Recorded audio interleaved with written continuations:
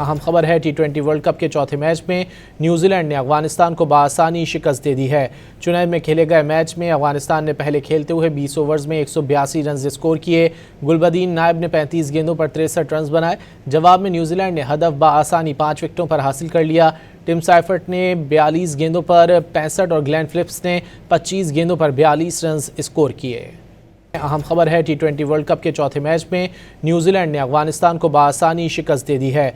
चुनैल में खेले गए मैच में अफगानिस्तान ने पहले खेलते हुए 20 ओवर्स में 182 रन स्कोर किए। गुलबदीन नायब ने 35 गेंदों पर 63 रन बनाए। जवाब में न्यूजीलैंड ने हदफ बासानी 5 विकेटों पर हासिल कर लिया।